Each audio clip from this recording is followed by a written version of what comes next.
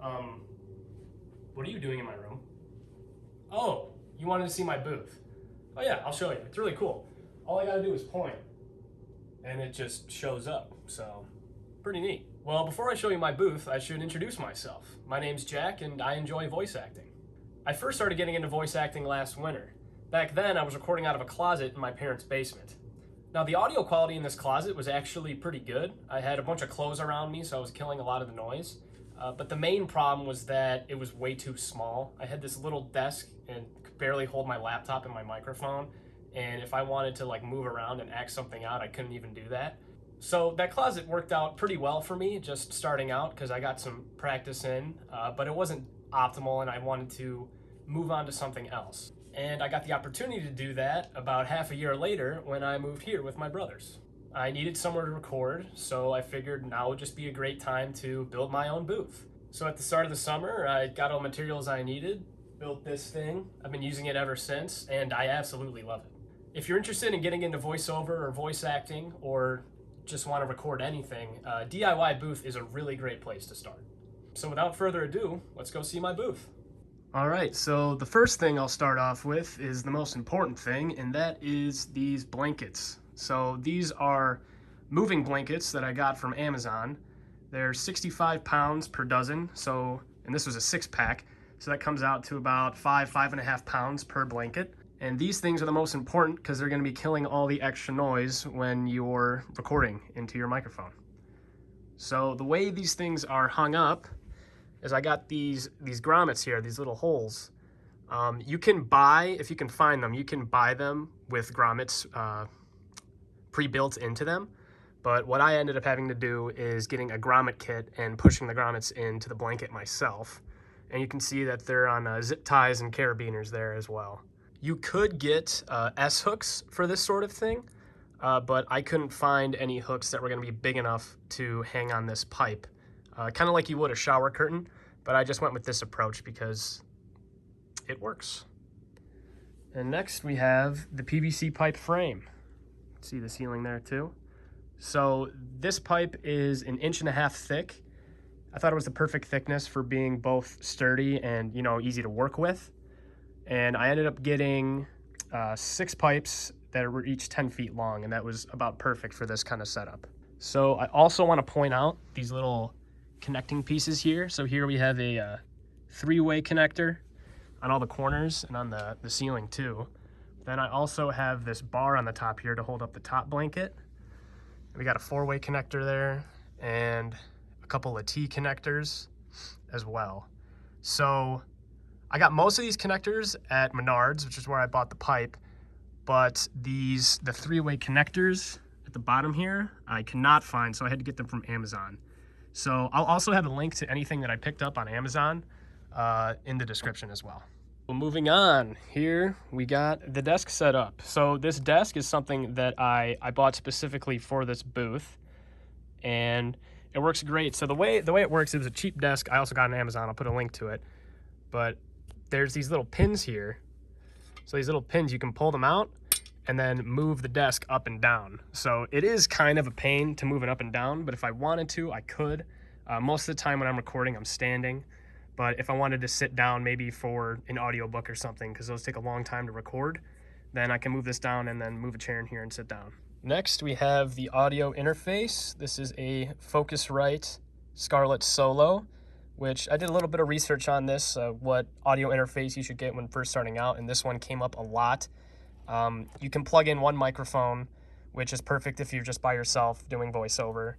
And I have no complaints with this so far. It's been really great. So here I got the gain dial, got the phantom power, turn down the microphone there. And then it also has direct monitoring. So if you want to listen back as you're recording, it has that as well. And then here I can change the volume of that monitor. Next, we got the iPad and the portable monitor. So the iPad is usually where I put what I'm reading from, and I can kind of just look down at it as I record.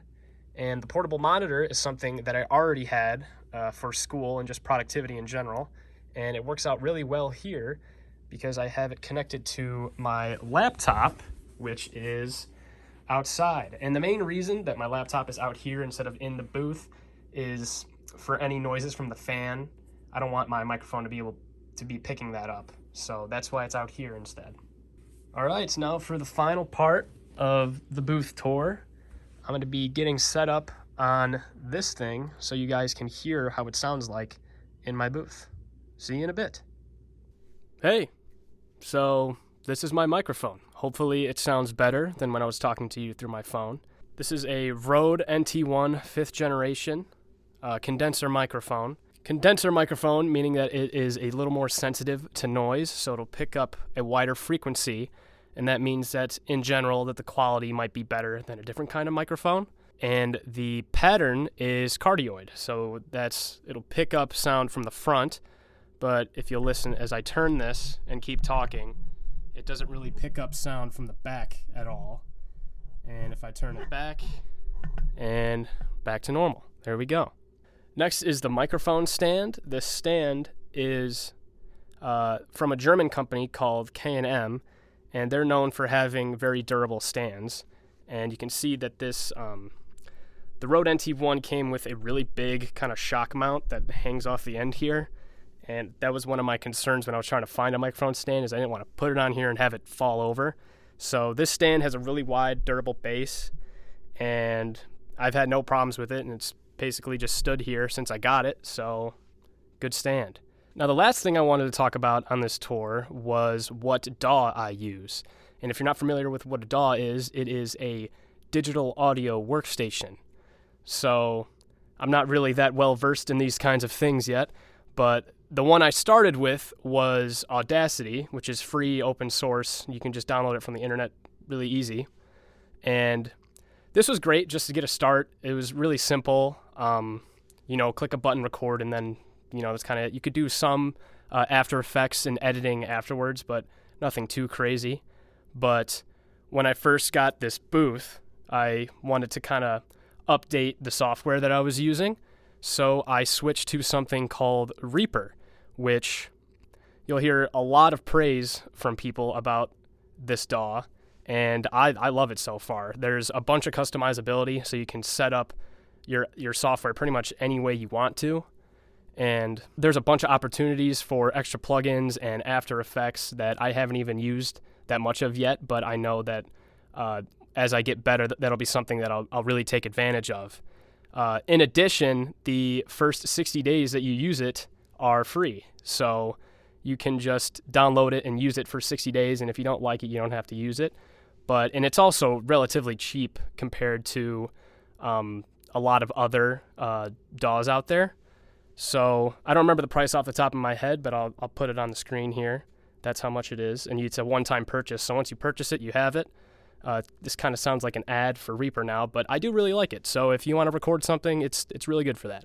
All right, that concludes the demo of my booth and my microphone. I'll see you outside. Well, that's the end of the tour. Thanks for coming along with me. Oh yeah, if I want to put it away, I can just do this. And it's gone. So if you want to build your own DIY booth, or you're looking to get into voiceover and voice acting, and you have questions, please leave those in the comments below. I know I pretty much just started, but I'd love to help any way I can. If you want to hear how my booth sounds in action, then check out my other video where I voice over one of my favorite manga, Ultimate Exorcist Kyoshi. I'll have a link on the screen somewhere, and if not, then it'll be in the description as well. And with that, thanks for watching, and I'll see you in the next one.